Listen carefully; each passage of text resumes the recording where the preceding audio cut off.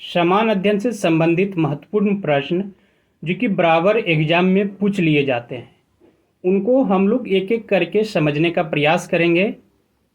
तो सबसे पहला प्रश्न है कि ऋग्वेद में प्रयुक्त अघन्य शब्द किसको संदर्भित करता है? तो ये किसको संदर्भित करता है? गाय को। ये याद रखना है कि अघन्य जो शब्द है ये गाय को संदर्भित करता है। उसके बाद दूसरा प्रश्न है कि किस शैलकृत गुफा में 11 सिरों के बोधिसत्व का अंकन मिलता है? तो ये कहाँ मिलता है? तो ये कन्हेरी गुफा में मिलता है, ये याद रखना है आप सभी को। उसके बाद है गोल गुम्बद का निर्माण किसने कराया था?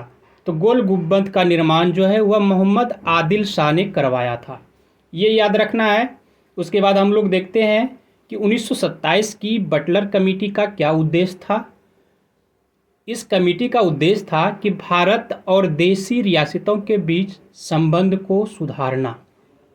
उसके बाद प्रश्न को देखते हैं हम लोग कि यहाँ एक क्रांति होने जा रही है और हमें जल्द से चले जाना चाहिए। और यहाँ का मतलब है भारत में एक क्रांति होने जा रही है और हमें जल्दी से यहाँ से चले जाना चाहिए।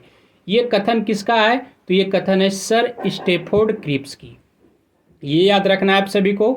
उसके बाद है अंतरिम सरकार में रेल मंत्रालय का प्रभार किसे दिया गया था? तो आसफ अली को दिया गया था, ये याद रखना है आप सभी को। उसके बाद है भारतीय स्वतंत्रता संघर्ष के दौरान किसने द फ्री इंडियन लीजन नामक सेना बनाई थी? तो ये सुभाष चंद्र बोस ने बनाई थी, ये याद रखना है। उसके बाद है 1936 में लखनऊ में अखिल भारतीय किसान सभा का प्रथम अध्यक्ष कौन चुना गया? 1936 में जो लखनऊ में अखिल भारतीय किसान सभा का प्रथम अध्यक्ष कौन चुना गया था? तो स्वामी सहजानंद सरस्वती को चुना गया था, ये याद रखना है। उसके बाद हम लोग देखते हैं कि शक्ति के विरुद्ध अधिकार की इस लड़ाई में मैं विश्व की सहानुभूति चाहता हूँ, ये कथन किसका था? कि शक्ति के विरुद्ध अधिकार की इस लड़ाई में मैं विश्व की सहानुभूति चाहता हूँ, ये कथन किसका था? तो गांधी का था। और कब दिया था? तो ये दांडी मार्च का जब यात्रा हुआ था तो उस समय दिया गया था, गांधी की दांडी यात्रा से संबंधित यह कथन है, ये याद रखना है आप सभी को। उसके बाद हम लोग देखते हैं कि एक वर्ष में कम से कम कितनी बार सांसद की बैठक अनिवार्य है? तो कम से कम 2 बार सांसद की बैठक अनिवार्य है। उसके बाद हम लोग देखते हैं घरेलू हिंसा से महिलाओं की सुरक्षा अधिनियम कब लागू किया गया?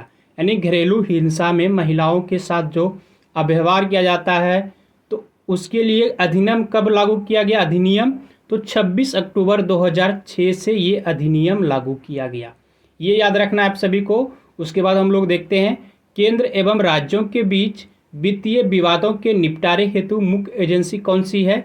तो वित्त आयोग है, ये याद रखना है आप सभी को। उसके बाद प्रश्न है कि भारत में राष्ट्रीय विकास परिषद का गठन कब किया गया? तो 6 अगस्त 1952 को भारत में राष्ट्रीय विकास परिषद का गठन कब किया गया? 6 अगस्त 1952 को। पंचायती राज को संवैधानिक स्थिति प्रदान करने की संस्तुति किस समिति द्वारा की गई थी? तो LM सिंघवी समिति द्वारा, ये याद रखना है आप सभी को। उसके बाद हम लोग देखते हैं कि उकई नदी परियोजना किस नदी पर स्थित है? तो यह ताप्ती नदी पर स्थित है। जैव विविधता दिवस कब मनाया जाता है? तो 22 दिसंबर को मनाया जाता है, ये याद रखना है आप सभी को।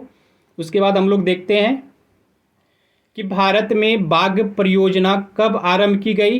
तो 1972 में। भारत में बाघ परियोजना कब आरंभ की गई? 1972 में। उसके बाद हम लोग देख लेते हैं प्रश्न कि आर्थिक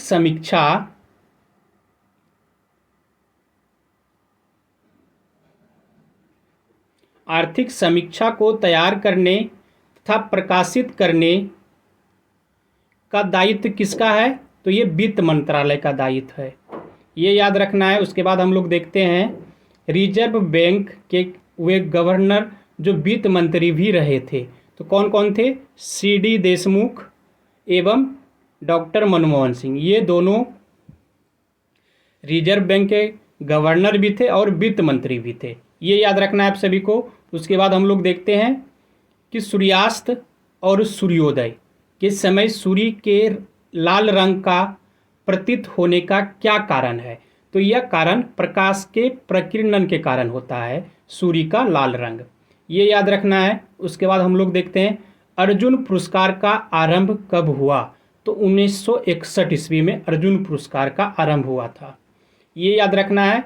उसके बाद द्रोणाचार्य पुरस्कार का आरंभ कब हुआ था। तो 1985 ईस्वी में। देश में चलाई गई प्रथम विद्युत रेल कौन सी थी।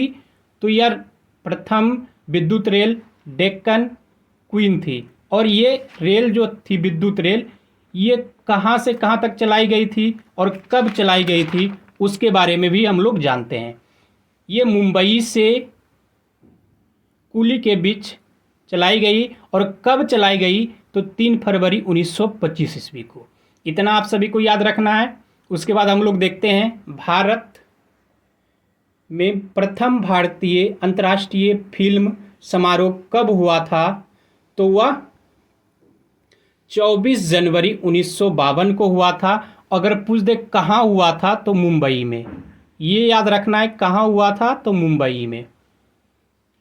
उसके बाद हम लोग प्रश्न देखते हैं, भुवनेश्वर का मुक्तेश्वर मंदिर किस मंदिर स्थापत्य शैली का उदाहरण है। तो नागर शैली का उदाहरण है, ये याद रखना है आप सभी को। उसके बाद हम लोग प्रश्न देखते हैं कि भारत में परमाणु ऊर्जा आयोग की स्थापना कब की गई। तो 10 अगस्त 1948 ईस्वी को किया गया। और इसकी स्थापना के बाद इसके प्रथम अध्यक्ष कौन थे। तो डॉक्टर होमी जहांगीर भाभा। इतना याद रखना है आप सभी को।